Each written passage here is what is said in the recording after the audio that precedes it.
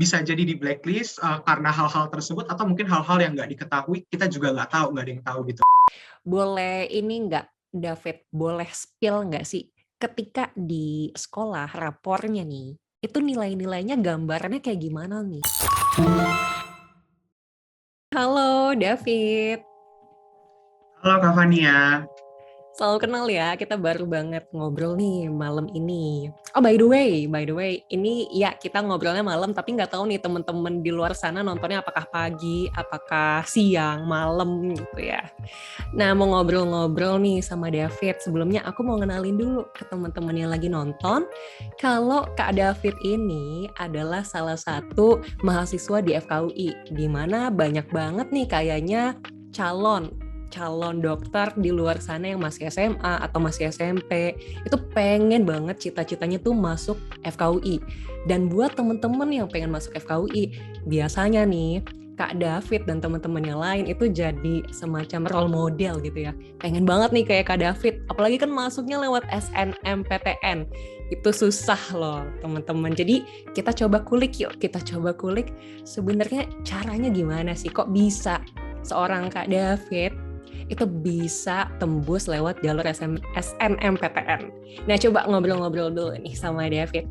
David, boleh tahu nggak nih, kalau dari alasannya dulu deh, alasannya kenapa sih pilihnya FKUI?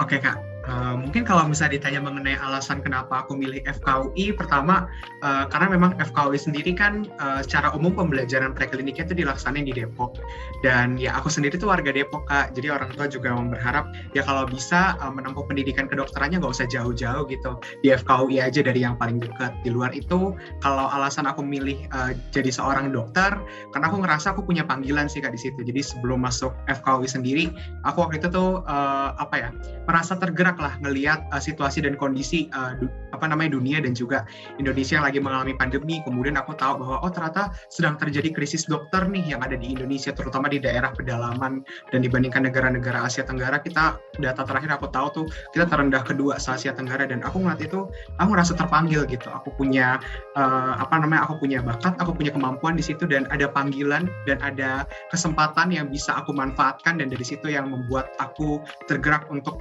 jadi masuk ke kedokteran dan mengambil FKUI. Mungkin kayak gitu Kak Fania. Oke, berarti memang salah satu pertimbangan terbesar karena lokasinya yang dekat.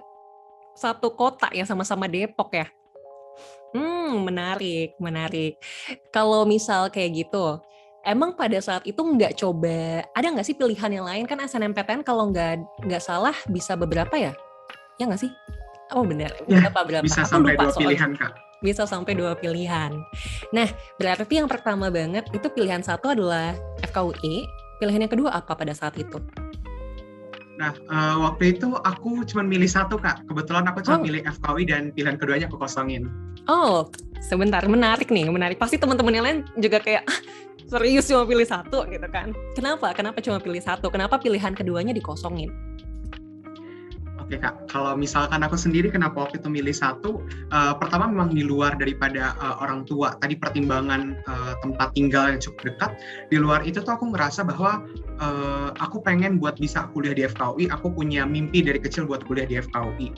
Dan pada akhirnya aku memikirkan bahwa, karena aku punya impian, aku punya cita-cita pengen kuliah di FKUI, dan SNMPTN itu jalur pertama, masih ada SBM, masih ada SIMAK, dan ya udah kenapa nggak dicoba aja gitu. Ini baru SNMPTN, aku masih bisa berusaha di jalur SBM dan juga mandiri buat dapat universitas yang aku pengenin kayak gitu. Dan pada akhirnya aku memantapkan niat, oke, David ambil satu pilihan aja, pilihan nomor satu FKUI, pilihan duanya kosong. Kalau andai kata nggak dapat, ya udah nggak apa-apa, kita coba SBM, kita coba SIMAK.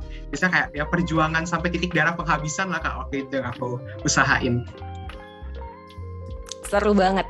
Berarti nih dari sini juga teman-teman jadi makin tahu nih, ternyata David itu bukan cuma pertimbangannya tadi karena sama-sama Depok, tapi emang tadi tuh termention nih kalau emang dari kecil tuh udah ada cita-cita, pokoknya pengen banget nih masuk UI gitu ya.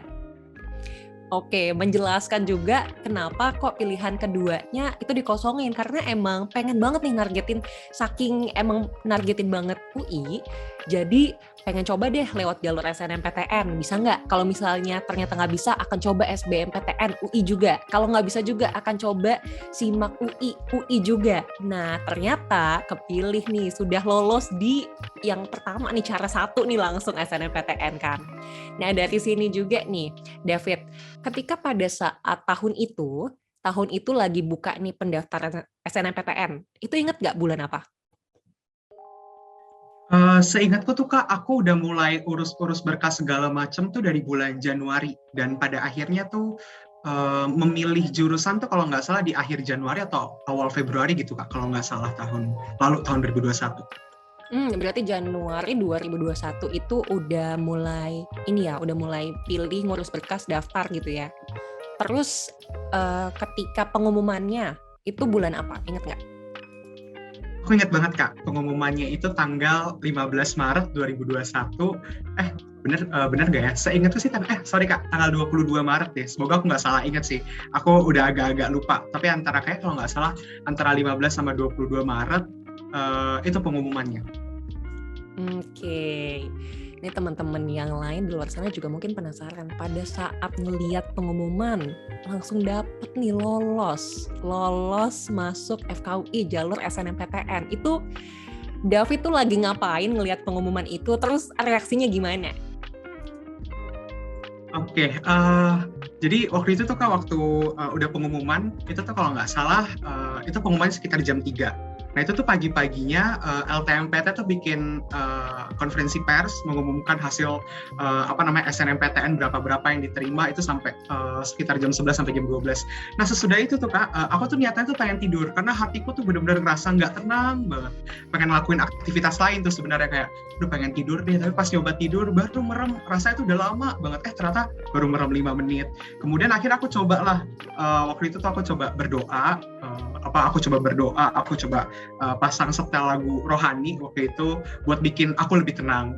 Dan pada akhirnya mendekati jam 3 waktu itu, aku datang ke mama papaku terus bilang, aku mau buka pengumuman SNMPTN-ku, kalau bisa jam 3 kayak gitu, pas pengumuman itu. Dan ya pada akhirnya jam 3 tuh aku buka di depan mama papaku, terus muncul tulisan selamat. Dan waktu itu tuh ekspresi pertama itu aku sekitar 2-3 menit diem Kak, kayak ngerasa bener nggak sih aku tuh masuk FKUI lewat jalur SNMPTN yang notabene kuota SNMPTN tuh dikit dan termasuk kampus tersulit buat dimasukin. Dan aku tuh kayak speechless, apa iya 2-3 menit. Terus habis itu aku nangis, aku meluk mama papa aku bilang, "Ma, aku diterima di FKUI." Padahal tuh aku udah pesimis banget Kak, karena ada begitu banyak pertimbangan kayak aku sendiri tuh tahun sebelumnya nggak ada alumni yang diterima SNMPTN di situ. Kemudian dari segi nilaiku juga ada yang sempat turun, dan aku ngerasa aduh, prestasiku mungkin nggak lebih dari teman-temanku yang lain lah, karena apalagi saingannya se-Indonesia. Dan waktu ngeliat pengumuman aku diterima tuh aku seneng banget Kak, kayak gitu. Dengar itu merinding sih, kayak berasa euforianya tuh berasa sampai pas cerita kayak gitu terus tergambar, apalagi sampai speechless dulu kan, kayak aduh bener nggak nih, jangan-jangan salah, tapi bener, tapi jangan salah, tapi bener. Nah itu selama beberapa menit diam, terus akhirnya baru menyadari ini bener loh, ini kenyataan loh gitu ya. Tadi tuh sempat termention kalau di sebelumnya, angkatan sebelumnya tuh nggak ada yang lolos SNMPTN di sekolah, tapi angkatan yang sebelum-sebelumnya lagi ada nggak yang di UI tembus lewat SNMPTN? Kalau misalkan angkatan-angkatan sebelumnya, mungkin secara khusus di UI secara umum tuh ada Kak, akan tetapi di tahun 2020 itu kakak kelasku yang mendaftar FKUI itu nggak ada yang keterima satupun. Jadi itu juga yang jadi salah satu awalnya tuh aku ngerasa kayak aduh, maju mundur gitu loh Kak buat ngambil FKUI sebagai pilihan SNMPTN, karena tahun-tahun sebelumnya 2019, 2018 tuh selalu ada kakak tingkatku yang masuk FKUI lewat jalur SNMPTN. Jadi di tahun 2020 itu nggak ada Kak. Oke, jadi tahun 2019 dan sebelum-sebelumnya itu ada yang daftar FKUI lewat SNMPTN dan ada yang keterima, tapi kebetulan tahun 2020 itu nggak ada. Iya, betul. Oke, kan lanjut nih. David itu di tahun 2021. Ada nggak ketika itu karena tahun 2020 bukan banyak, aku nggak tahu berapa banyak ya. ada yang daftar di FKUI SNMPTN nggak keterima. Akhirnya ketika David mau coba nih, ada nggak sih mungkin temen atau guru atau orang sekitar yang bilang, udah deh David jangan coba deh di FKUI lewat SNMPTN, sayang nanti buat ininya, buat coba pilih yang lain aja. Ada nggak sih yang kayak gitu? Kalau aku waktu itu mungkin lebih ke arah teman-temanku sih Kak, yang kayak nanya, Fit, kamu yakin mau masuk FKUI? Tahun lalu tuh nggak ada loh. Jangan-jangan sekolah kita di blacklist dan sebagainya. Dan itu cukup bikin aku takut, dan bahkan aku sempat mikirin, aduh kayaknya jangan daftar FKUI deh, cari aman aja gitu.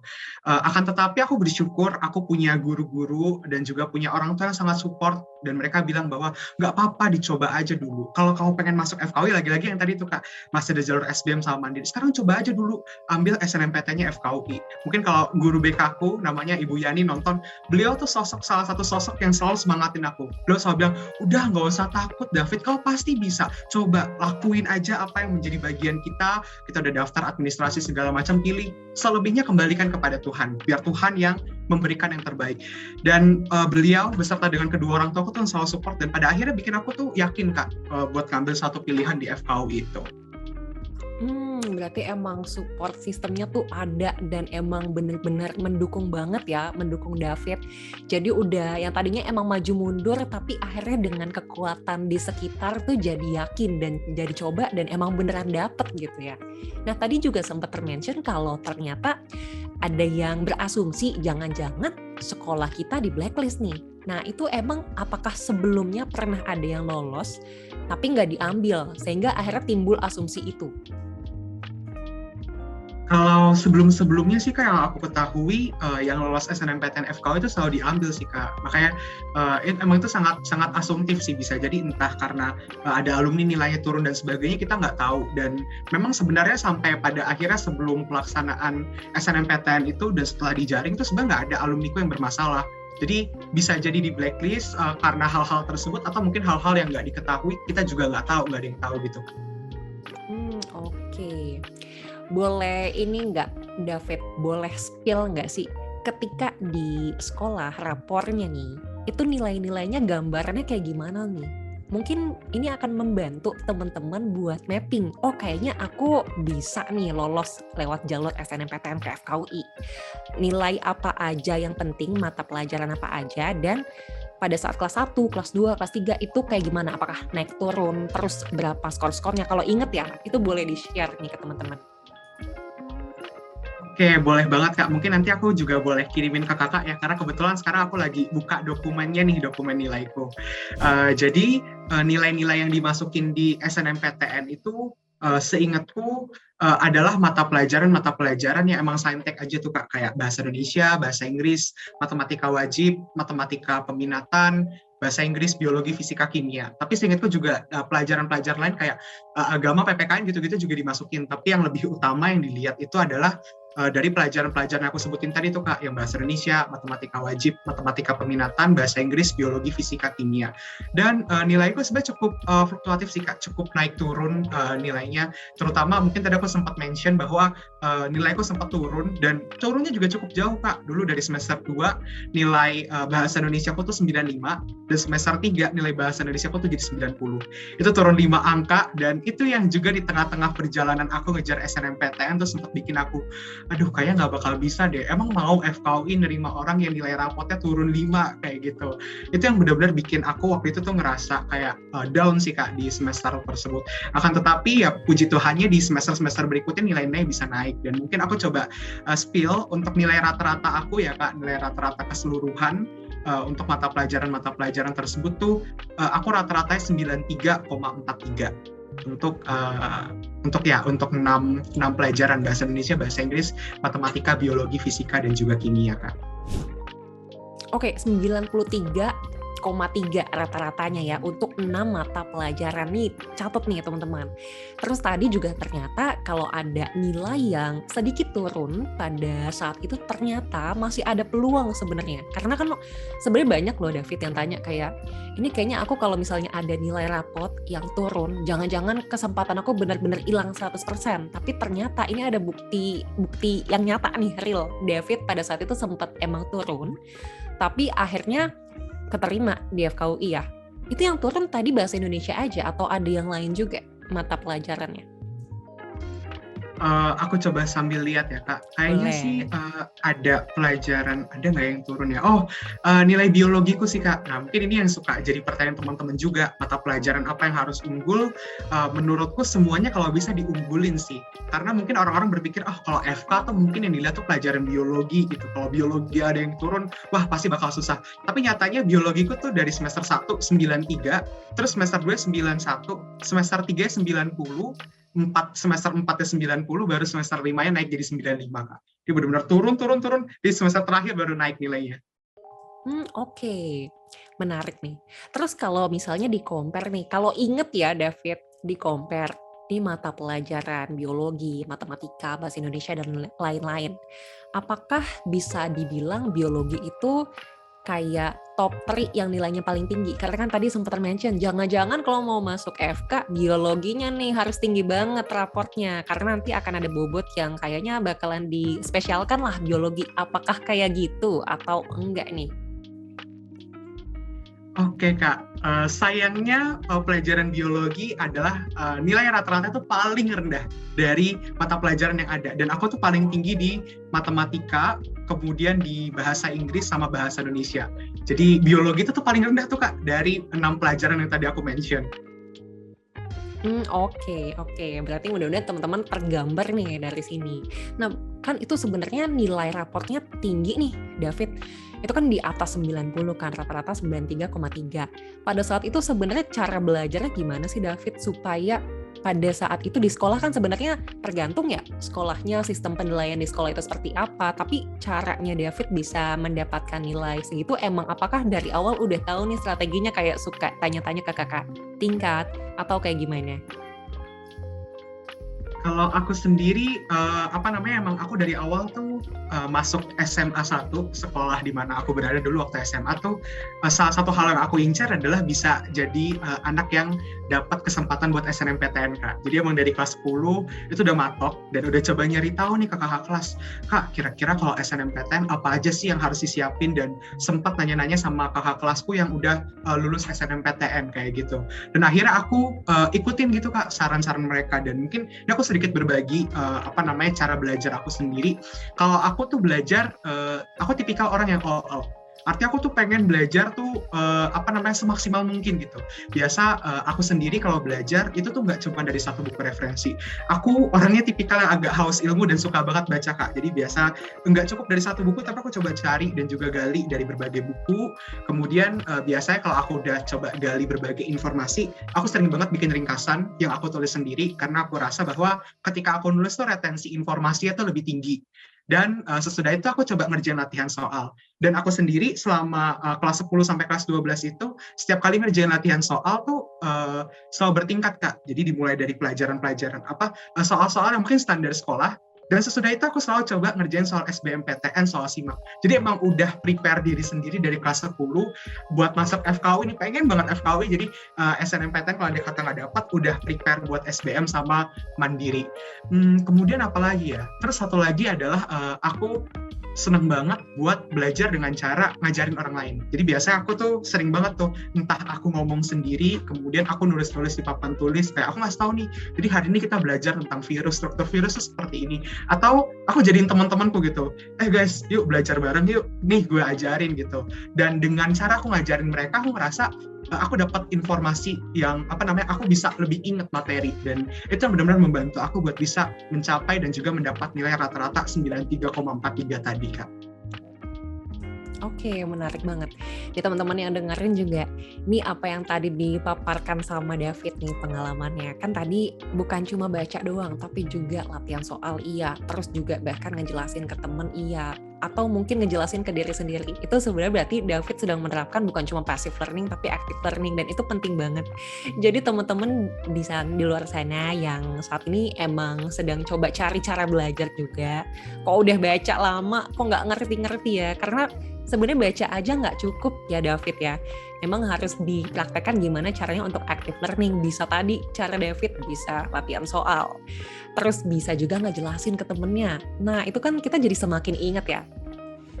Oke, menarik banget. Dan ternyata emang kalau mau kayak gini nih, kalau emang mau bisa berhasil tembus SNMPTN, emang kita dari awal tuh dari kelas 10 harus bisa aware dulu kalau dari SNMPTN itu penting banget raport. Dan gimana sih caranya kita bisa kejar nilai raport kita supaya jadi bagus ya. Kalau misalnya nih David, aku nggak tahu ya, pernah nggak sih punya temen yang dia itu sebenarnya pengen masuk lewat jalur SNMPTN, tapi dia sadarnya telat nih, mungkin dia baru sadar ketika kelas 11 atau ketika kelas 12, mungkin teman-teman di luar sana juga ada yang kayak gitu. Jadi dia sadarnya telat, akhirnya nyesel. Raport ketika di semester 1, 2, ketika kelas 1, yang 10, itu nggak begitu bagus, tapi tiba-tiba kelas 11 karena dia baru sadar, dia kejar, atau ketika kelas 12 dia kejar, itu ada nggak sih pengalaman yang ternyata emang masih ada nih kesempatan untuk tembus, karena dia juga tembus, mungkin nggak sih? Oke, kalau misalkan buat yang daftar FKUI sendiri aku kurang tahu ya Kak, karena kebetulan tahun itu yang daftar FKUI itu aku satu orang dan juga temanku, tapi kebetulan temanku nggak diterima, tapi temanku ini tipikal yang sama kayak aku, udah ngambil dari kelas 10. Tapi buat temanku yang di jurusan lain, itu ada juga Kak, yang mereka tuh baru sadar di kelas 11 atau bahkan kelas 12, mereka baru sadari, oh ya kalau SNMPTN tuh harus begini, dan mereka push, dan beberapa aku lihat teman-temanku juga keterima Kak. Kayak di Universitas Indonesia juga ada beberapa teman-temanku tuh yang mungkin kelas 10-nya nggak benar-benar serius, tapi kelas 11, kelas 12 baru serius tuh juga ada. Oke, berarti emang sebenarnya ada juga, tapi mungkin memang pengalamannya dari jurusan yang lain ya. Oke. Terus terkait dengan SNMPTN, kalau nggak salah itu tiap sekolah ada kuotanya. Itu ingatan aku bener nggak ya? Kalau misalkan berkaitan dengan tiap sekolah ada kuota, jujur aku kurang tahu ya Kak. Karena dari sekolahku sendiri, itu tuh pernah dulu, aku nggak ingat angkatan berapa, itu yang keterima SNMPTN 5 orang dari sekolahku. Pernah juga yang keterima 2 orang, pernah yang keterima 3 orang, dan di tahunku 1 orang. Jadi sebenarnya berubah-ubah sih Kak, dan aku merasa mungkin nggak ada kuota yang spesifik untuk setiap sekolah tuh berapa, tapi lebih ke LTMPT atau pihak FKU-nya mungkin membandingkan dan juga melihat nilai dari para pendaftar yang ada, kemudian diurutkan dan diambil sesuai dengan kuota. Mungkin yang sepemahaman aku dan sepengalaman aku seperti itu sih Kak. Oke, soalnya banyak nih teman-teman yang juga suka tanya kalau misalnya ternyata dari satu sekolah misalnya ada 5 yang daftar ke satu jurusan yang sama, misalnya semua bagus-bagus, terus ada juga yang berasumsi jangan-jangan ada kuotanya gitu. Nah David, kalau misalnya perspektifnya kita balik nih, ini kuotanya kuota pendaftaran nih. Di sekolahnya David pada saat itu ada kuota pendaftarannya nggak sih? Misalnya yang boleh ikut SNMPTN di sekolah cuma yang paralel ranking 1 atau kayak gimana? Kalau misal berkaitan dengan hal tersebut, seingatku emang diatur sih Kak dari LTMPT berdasarkan akreditasi sekolah. Kalau aku nggak salah ingat, itu untuk sekolah yang akreditasinya A, itu sekitar 40% yang nilai paralelnya tuh paling atas yang bisa mendaftar SNMPTN. Begitu juga nanti yang akreditasi B dan C itu nanti bakal makin menurun, tapi aku nggak ingat berapa persentasenya, tapi di sekolahku sendiri ada Kak, jadi diambil 40% tertinggi. Oke, berarti 40% tertinggi ya pada saat itu. Terus kalau misalnya nih, kalau dulu nih tadi kan David cerita kan kalau misalnya dari teman-temannya sendiri sebetulnya ada juga yang ternyata memang menanyakan, yakin nih David mau masuk FKUI padahal tahun 2020 nggak ada yang keterima. Nah, kalau misalnya dari teman-teman itu banyak juga yang cerita kalau mungkin tidak seberuntung David, ada yang support.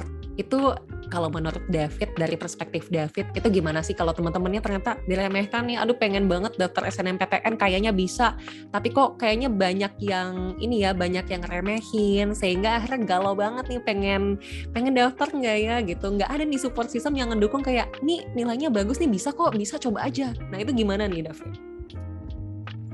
Oke Kak, sebenarnya ngomongin mengenai pengalaman diremehkan, aku tuh pernah sih Kak, tapi dulu waktu SMP. Dulu waktu SMP, aku sendiri tuh pernah diremehkan sama temenku yang dulu aku sempat cerita kayak, aku pengen banget deh buat bisa kuliah di FKUI kayak gitu. Pengen banget bisa jadi dokter yang bantu masyarakat, bantu orang-orang banyak kayak gitu. Nah, akan tapi waktu itu memang aku sempat diremehkan gitu sama temanku. Temanku sempat ngomong kayak gini, wah kamu mah nggak bakal bisa masuk FKUI, kamu kan backgroundnya dari sekolah swasta. Dulu aku SMP itu di sekolah swasta. Kamu SMP di sekolah swasta mana sih dilirik sama FKUI? Terus selain itu juga teman-temanku memandang bahwa aku minoritas dari ras maupun agama aku. Jadi nggak bakal lah kamu diterima. Dan itu menjadi salah satu titik down aku. Dan mungkin teman-teman yang sedang menonton saat ini juga ada yang merasa ataupun pernah mengalami pengalaman diremehkan seperti itu. Tapi aku sendiri waktu itu nggak cerita ke siapa-siapa. Aku nggak berani ngomong ke siapa-siapa karena aku ngerasa aduh kayaknya nggak usah diceritain, dia kan bakal malu-maluin kayak gitu. Termasuk juga aku nggak cerita ke orang tua aku pada waktu itu. Dan ya waktu itu yang aku lakukan adalah aku datang kepada support sistemku yang pasti bakal selalu ada, yaitu Tuhan. Dimana waktu itu ketika aku lagi sedih-sedihnya nih, ketika aku lagi di titik down, di titik aku lagi ngerasa aduh kayaknya nggak tahu harus apa, kira-kira bakal mungkin atau enggak, aku datang berdoa sama Tuhan kayak gitu. Aku sampaikan kepada Tuhan bahwa Tuhan sebenarnya David tuh pengen buat masuk FKUI, tapi David sedih karena David tuh diremehin sama teman-teman David. Dan dari situ aku nggak tahu kenapa kayak pelan-pelan ketika aku mendoakan hal tersebut, aku merasa aku mendapatkan pencerahan, aku mendapatkan sesuatu gitu, kekuatan tersendiri yang datangnya tuh dari Tuhan yang akhirnya mensupport aku, bikin aku akhirnya berani buat bangkit, ayo Fit kau pasti bisa. Dan mungkin buat teman-teman di luar sana yang nggak punya ngerasa mungkin nggak punya support system dari orang tua atau guru-guru terdekat, aku yakin pasti teman-teman tuh punya satu sosok support system yang pasti selalu ada buat teman-teman, yaitu Tuhan itu sendiri. Dan support system terbaik bagi diri kita sendiri adalah diri kita sendiri, karena mungkin akan sangat sulit untuk bagi kita menggantungkan harapan kita terhadap orang-orang lain. Oleh karena itu menurutku paling benar ya kita coba bersandar kepada Tuhan dan coba untuk berdiri sendiri, coba buat bangkit. Lebih kurang mungkin kayak gitu sih Kak yang bisa aku sampaikan. Oke. Ini mudah-mudahan jadi pencerahan nih buat teman-teman, karena memang tidak semua orang seberuntung itu untuk memiliki support system. Mungkin bahkan ada juga yang ternyata yang meremehkan itu bukan cuma teman, ada juga yang meremehkan itu tante, om, bukan cuma tetangga, tapi ada juga yang meremehkan itu orang tua sendiri. Nah, kalau kasusnya seperti ini, seperti yang tadi David sampaikan, kita punya satu sebetulnya yang memang akan selalu ada, akan bisa selalu menjadi penolong kita, yaitu Tuhan kita sendiri. Dan kita bisa nih mendekatkan, kayak kita berdoa gitu kan, terus nanti tiba-tiba ada aja nih jalannya, dan kita juga harus yakin dan kita juga harus tetap usaha pastinya gitu. Jadi jangan sampai down. Mungkin kalau misalnya down sebentar itu wajar sih, namanya tiba-tiba diremehkan gitu kan, padahal kita merasa kita tidak seperti itu. Tapi sebenarnya memang kalaupun tidak ada support system yang memang sosoknya adalah manusia, tapi kita punya yang lain, teman-teman. Kurang lebih kayak gitu ya, David ya. Oke, tadi terkait dengan SNMPTN. Ada loh, David, teman-teman kita yang tanya juga, kalau misalnya pengen fokus banget masuk FKUI jalur SNMPTN, ya udah deh fokus aja ke SNMPTN ya, tiba-tiba lupa kalau sebenarnya jalurnya ada lagi nih, jalur 2, 3, SBMPTN, terus juga SIMAK UI. Tadi kan kalau David itu udah visioner banget. Ini kalau misalnya coba jalur 1 SNMPTN nggak tembus, ya udah nih bisa jalur 2 SBMPTN, bisa jalur 3 SIMAK UI. Tapi ada teman-teman di luar sana yang masih belum bisa sevisioner itu. Jadi fokus banget SNMPTN, lupa persiapan SBMPTN sama SIMAK UI-nya. Nah itu gimana tuh David? Tanggapannya? Oke Kak, mungkin itu juga jadi pertanyaan yang sering banget juga ditanyain sama aku kayak gitu. Dan menurutku mungkin hal yang pengen aku sampaikan dan juga hal yang pengen aku pesankan sama teman-teman sekalian adalah SNMPTN itu segambling itu. Kita nggak bakal tahu dan kita nggak bakal bisa dapat kepastian bahwa kalau misalnya dari kata kita berjuang nih, nilai kita naik terus, prestasi kita banyak dan sebagainya, kita pasti diterima di FKUI itu enggak. Karena aku punya pengalaman di mana salah satu temanku yang masuk FKUI sekarang yang juga pernah diwawancara nih sama Kak Fania beberapa waktu lalu, dia juga nyoba buat masuk SNMPTN dengan nilai rata-rata yang sama kayak aku, 93,43. Akan tetapi sayangnya memang di situ dia belum berkesempatan buat masuk FKUI lewat jalur SNM. Padahal nilainya udah sama, kemudian kami juga mencantumkan prestasi itu yang tarafnya sama-sama nasional. sama-sama nasional, nilainya sama, akan tetapi itu nggak masuk. Jadi segambling itu teman-teman, aku yang nilainya sama temanku aja, satu bisa diterima, satu bisa enggak kayak gitu. Tentu pasti ada faktor-faktor lain di luar itu yang kita nggak ketahui. Oleh karena itu ya aku sangat sarankan dan juga aku sangat berpesan kepada teman-teman, jangan terlalu fokus sama SNMPTN, karena segambling itu. Bahkan teman-temanku juga ada yang nilai rata-rata jauh lebih tinggi daripada aku. Aku sempat insecure tuh waktu daftar SNMPTN, kayak temanku ada yang rata-rata 95, 96, kayak ya udahlah aku mah kalah dibandingkan mereka. Tapi ternyata mereka nggak keterima kayak gitu. Artinya adalah emang kita tuh nggak bakal tahu apa hasil keputusan LTMPT buat hasil SNMPTN itu sendiri. Jadi SNMPTN tuh kalau dulu teman-temanku nyebutnya jalur gacha gitu. Kita nggak tahu ya, jalur langit aja, tiba-tiba diterima, tiba-tiba enggak kayak gitu. Jadi jangan benar-benar berharap sama SNMPTN. Karena kalau andai kata teman-teman ketolak dan teman-teman nggak persiapin SBM, nggak persiapin jalur-jalur lain, teman-teman tuh bakal keteteran. Karena aku punya beberapa temanku yang terlalu fokus sama SNMPTN, mereka nggak mempersiapkan diri buat SBM dan juga mandiri, akhirnya mereka keteteran. Bahkan dampak negatifnya ada temanku yang sampai gap year gitu. Karena emang nggak prepare itu. Maka dari itu aku sangat saranin pada teman-teman jangan terlalu berharap sama SNMPTN dan buat perencanaan yang matang. Jadi jangan cuma bikin rencana buat SNMPTN aja, bikin plan B, plan C. Kira-kira kalau nggak ini apa? Ganti universitas, ganti jalur dan sebagainya. Mungkin itu Kak Fania. Oke, menarik tadi mentionnya jalur gacha ya. Jadi bener-bener gambling, nggak tahu nih hasilnya bakalan kayak gimana. Ternyata walaupun nilai rata-ratanya ada yang sama, atau bahkan ada yang sedikit lebih tinggi, ternyata belum tentu juga keterima. Belum pasti yang nilai rata-ratanya lebih tinggi akan pasti selalu diterima dibandingkan nilai rata-rata yang lebih rendah. Itu belum tentu juga ya ternyata. Nah, jadi tadi nih teman-teman kita coba petik ya apa yang tadi David sampaikan. Kalau kita emang mau masuk ke jurusan tertentu di universitas tertentu, kita harus benar-benar visioner, bikin semua plannya. Kita tahu nih semua jalur masuknya ada apa aja. Terus kalau salah satunya adalah SNMPTN, jangan terlalu fokus ke situ karena tadi jalur gacha itu kan kita benar-benar nggak tahu. Terus nanti kita usaha aja sesuai dengan apa yang bisa kita usahakan. Apa tuh SBMPTN? Berarti kan kita dari kelas 10 kalau bisa latihan soal yang banyak. Biar kalau misalnya dibolak-balik tetap aja bisa ngerjain gitu kan soalnya. Terus juga bisa juga kalau ke UI berarti kan pakai SIMAK UI juga, ada jalur ketiga tadi kan. Jadi ada banyak jalan dan kita harus upayakan semuanya gitu ya.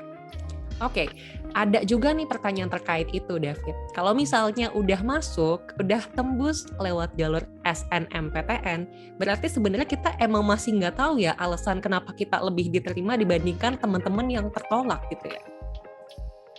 Ya, betul sekali Kak. Nggak ada yang tahu kenapa bisa diterima dan juga kenapa bisa ditolak tuh nggak ada yang tahu. Pokoknya itu cuman LTMPT dan juga FKUI aja yang tahu. Yang lain kita peserta nggak ada yang tahu gitu.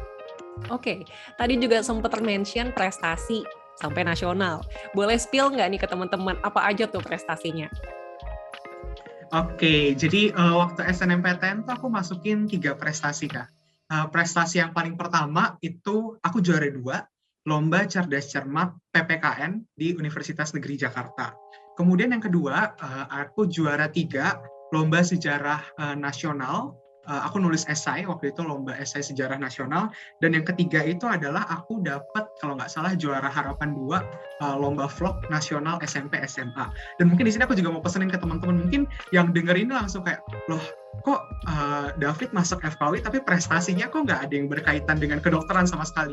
Nah itu yang waktu itu juga sempat jadi pemikiran aku Kak, jadi pertimbangan aku sendiri, duh kira-kira bisa nggak ya aku nggak punya prestasi yang berkaitan dengan kedokteran. Tapi nyatanya bisa dilihat nih buktinya bahwa aku sendiri LTMPT dan pihak FKUI itu menghargai prestasi apapun yang dimiliki. Jadi jangan ragu-ragu dan aku sangat pesankan kepada teman-teman sekalian buat selagi masih ada waktu kelas 10-11 nih, manfaatin, ikut lomba sebanyak-banyaknya, kejar prestasi, maksimalin nilai kayak gitu. Karena aku dulu sempat nyesel Kak, karena itu aku dulu termasuk nggak banyak ikut lomba karena aku itu masih awal-awal pandemi dan banyak lomba-lomba offline yang akhirnya ditiadakan. Jadi aku sangat berpesan sekarang ke teman-teman, ada begitu banyak lomba, ikutin aja kayak gitu. Siapa tahu itu bisa membantu dan juga menolong teman-teman buat lolos SNMPTN. Mungkin itu Kak Fania.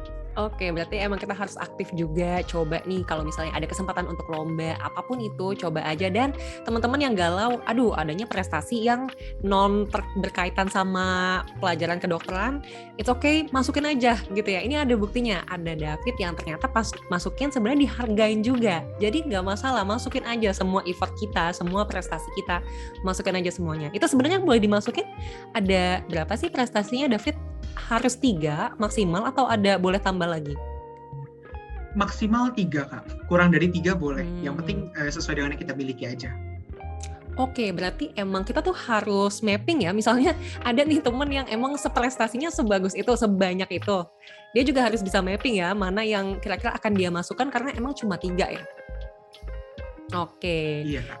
David, ketika sebelum masuk FKUI, dengan setelah udah menginjakan kaki di FKUI, ada nggak sih ekspektasi yang berbeda atau ternyata sesuai semua nih dengan apa yang David pada saat itu perkirakan, oh nanti FKUI ketika belajarnya akan seperti ini, akan seperti itu, sama atau beda? Sebagian besar sih ekspektasiku sama sih Kak, tapi satu hal yang nggak sama adalah dulu aku berpikir bahwa pasti anak FKUI itu kerjaannya belajar, terus waktu istirahatnya kurang dan waktu buat bermainnya benar-benar kurang, bahkan nggak ada, atau waktu untuk bersosialisasi itu benar-benar kurang gitu. Dan ketika aku masuk FKUI, ternyata aku ngelihat kebalikannya, bahwa ternyata anak FKUI itu nggak belajar mulu, dan di FKUI itu sebenarnya tuh nggak sepadet-padet banget itu. Dulu aku tuh mikir kalau udah kuliah di kedokteran tuh bakal tiap minggu ujian, bakal tiap minggu tuh ada tugas banyak banget. Tapi ternyata setelah aku masuk FKUI, ada begitu banyak kadang-kadang tuh minggu-minggu yang entah mungkin cuma ujian terus nggak banyak tugas, atau di blok-blok atau modul-modul tertentu tuh yang ternyata tugasnya sedikit kayak gitu. Jadi aku masih bisa punya banyak waktu buat main sama temanku, aku masih bisa punya banyak waktu buat berorganisasi, tetapi banyak waktu tersebut tuh kebanyakan aku gunakan secara pribadi sih buat berorganisasi, jadi waktu buat main sama temannya kurang. Tapi maksudnya di luar andai kata aku nggak ambil organisasi ini, buat teman-teman yang nanti udah masuk FKUI pengen ngejalanin yang wajibnya aja gitu belajar, itu nggak bakal sepadat itu dan nggak bakal bikin teman-teman tuh sampai bakal bikin teman-teman tuh sampai kewalahan banget tuh, enggak, asalkan bisa di manajemen waktu dengan baik. Kalau misalkan ekspektasiku yang sesuai adalah aku dulu berekspektasi di FKUI itu kesejawatannya tuh sangat tinggi. Dan ya aku bersyukur aku menemukan hal tersebut ketika aku masuk FKUI gitu. Ini benar-benar aku ngerasa kayak aku tuh punya keluarga baru sesama teman-teman yang lagi berjuang buat jadi dokter.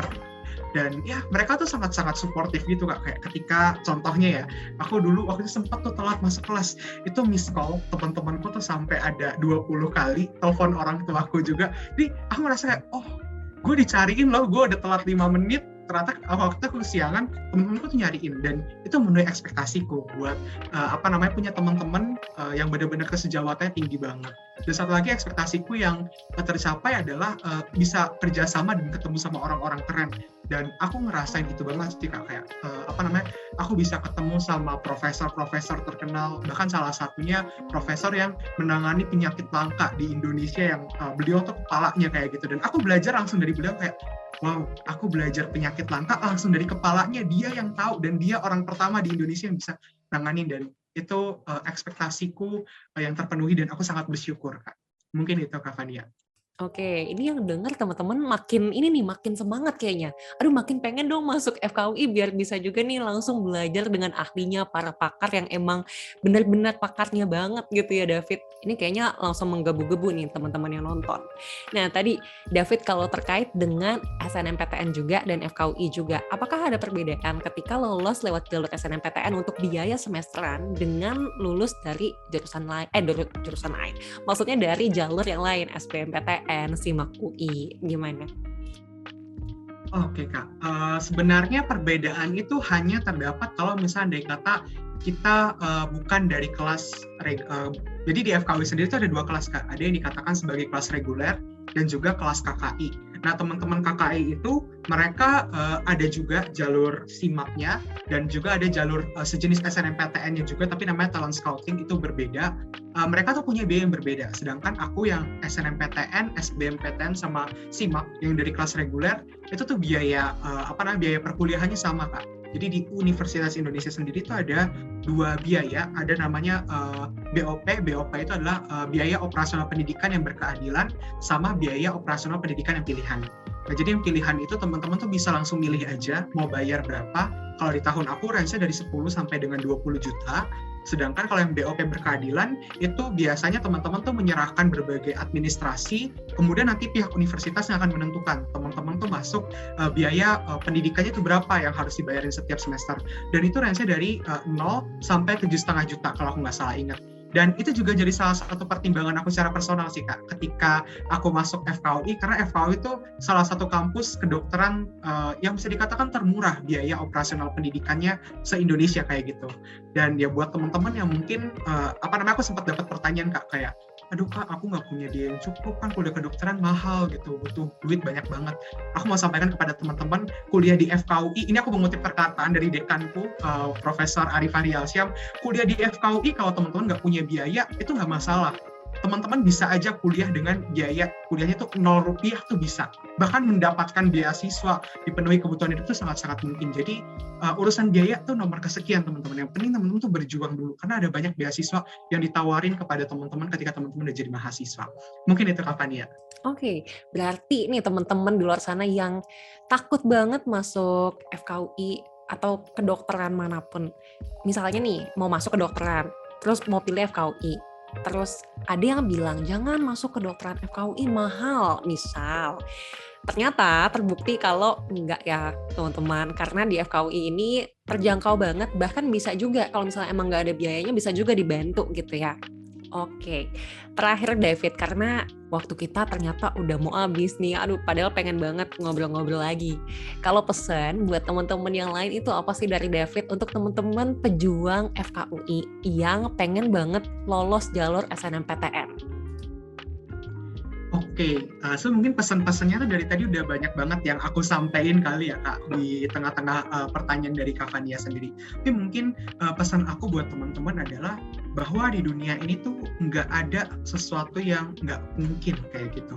Termasuk juga mungkin ketika teman-teman diremehkan, teman-teman dibilang, nggak mungkin kalau buat masuk FKUI, mimpi kamu ketinggian, teman-teman buang jauh-jauh setiap pemikiran dan juga perkataan-perkataan negatif itu dan fokus aja sama apa yang jadi tujuan dan juga cita-cita teman-teman. Teman-teman usahakan, teman-teman coba atur strategi, sama kayak yang tadi aku sampaikan, berpikir dan juga bikin plan A, plan B, plan C. Buktikan kalau teman-teman pengen masuk FKUI, jangan cuma terpacu pada satu jalur aja, dan jangan pernah dalam tanda kutip mendewakan atau mengagung-agungkan jalur SNMPTN, karena lagi-lagi jalur SNMPTN tuh nggak bisa ngasih kepastian kepada teman-teman.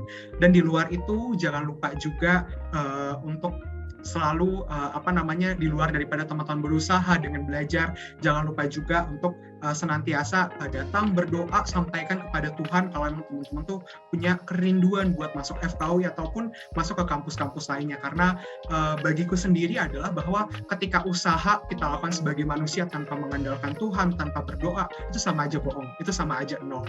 Jadi usaha yang kita lakukan juga harus tetap kita lakukan, usaha kita lakukan, dan juga jangan lupa untuk tetap berserah sama Tuhan, dan juga jangan lupa minta restu dari mama, papa, teman-teman, atau orang-orang di sekitar. Kalau emang nggak bisa atau orang-orang di sekitar nggak support, ya udah nggak apa-apa. Yang penting teman-teman tadi punya support system yang selalu ada buat teman-teman, yaitu Tuhan. Seperti itu Kak Fania. Oke, nih lagi terakhir deh, kalau misalnya ada teman-teman di luar sana yang masih udah denger sih udah cukup jelas tapi kayak masih ada pertanyaan nih, pengen tanya nih Kakak David, gimana sih caranya, ada nggak sih Instagramnya, boleh nggak sih DM, gimana? Oke, so boleh aja sih Kak buat DM aku lewat Instagram. Cuman jujur aku agak jarang buat buka Instagram, kadang-kadang tuh agak kurang aktif. Tapi teman-teman kalau andai kata mau DM, boleh ke Instagramku @davidkristianta. Aku jarang buka Instagram, atau kalau sekali buka Instagram paling scroll bentar terus udah gitu. Jarang buka-bukain DM. Gitu sih Kak Fania. Nanti kalau misalnya ada pertanyaan, itu akan dibantu jawab sama Kak David, teman-teman. Ini makasih banget ya David atas waktunya, sayang banget waktu kita sangat terbatas. Tapi semoga dari apa yang tadi kita bicarakan, yang David ceritakan, itu bisa menjadi ilmu, bisa menjadi insight teman-teman di luar sana yang pengen banget nih masuk FKUI jalur SNMPTN. Oke, thank you banget David kalau gitu atas waktunya. Ngobrol di Samuat, mudah-mudahan kita punya kesempatan di lain waktu ya. Thank you David, dah.